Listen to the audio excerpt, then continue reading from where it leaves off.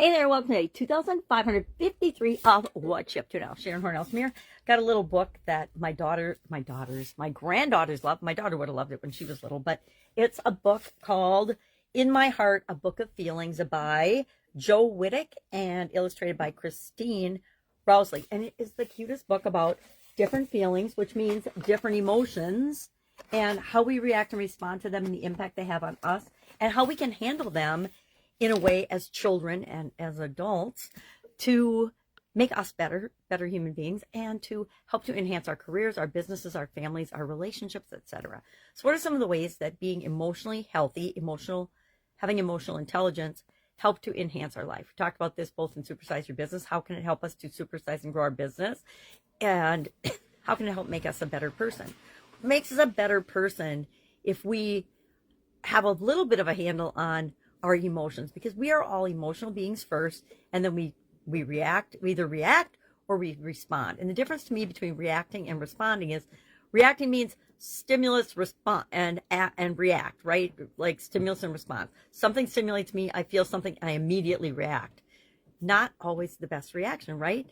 I've added a step in that for me personally. Something happens, I feel it, right? I get some emotions, I take a deep breath, and then I think about, how do I want to respond? I give myself time and permission to take a beat or two, sometimes 10, depending on what's going on, and then choosing how I want to respond. I learned this in corporate America as a young person in corporate America, young female in corporate America, back in the day, in a always male-dominated, and not dominated, there were just more men in business than women back in the days when, all the women didn't have to work, and all of us didn't have to work like we do now. There were mostly men in the workforce, and they could support their family based on what they made back then. The world changed a lot, and things got really crazy.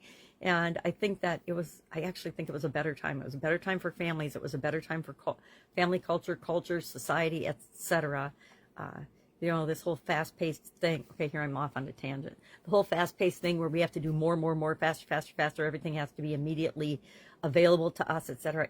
It is a little bit mind-boggling and a little bit overwhelming sometimes. I don't get overwhelmed by it, but I just look at it and I shake my head. I remember going to the grocery store and I'd look around, and just the explosion and proliferation of everything and all the options and all the choices that people had to make, it's a lot. I remember that was profoundly one of my first aha moments about, the availability of so many things to us that actually it's almost too much in some cases.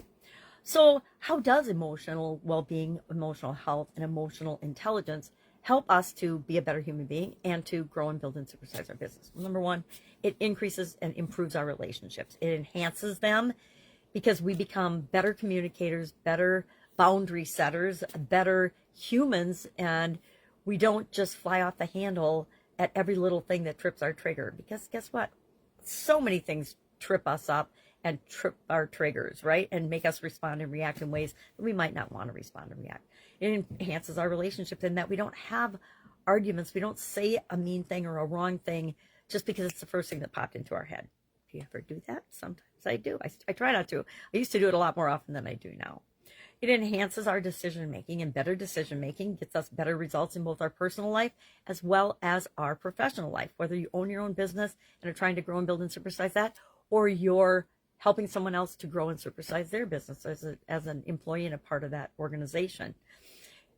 Emotional intelligence increases our resilience. If we have the ability to experience our emotions and then respond in a way that feels right for us and good for us and makes the world a better place, it enhances and increases our resilience. It also, they've done studies and shown that emotional intelligence helps our physical health. It helps us feel less stressed, helps us sleep better, helps us form better relationships with. All these things are interconnected, right? It increases our confidence. If we know that we can handle no matter what comes down the pipe emotionally, it enhances our confidence. I remember early on in my corporate career, a gentleman cut off his finger on the production line.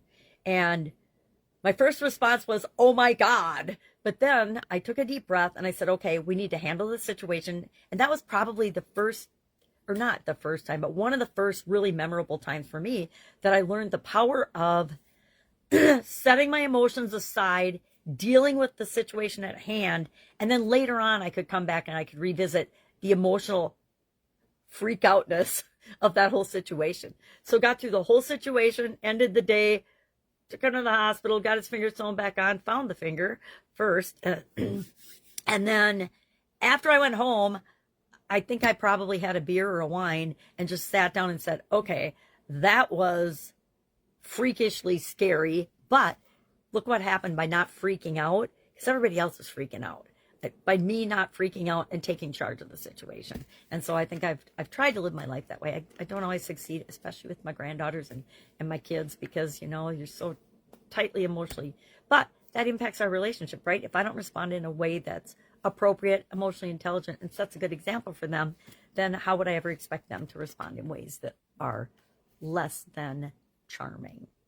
All right, love to know how you feel about this particular topic, how it's impacted you, how has emotional health, emotional well-being, and emotional intelligence impacted you, your life, your career, and of course, we'll spend a whole month talking about this in the Be a Better You annual challenge this year. All right, have an awesome day, and I'll of course be with you tomorrow.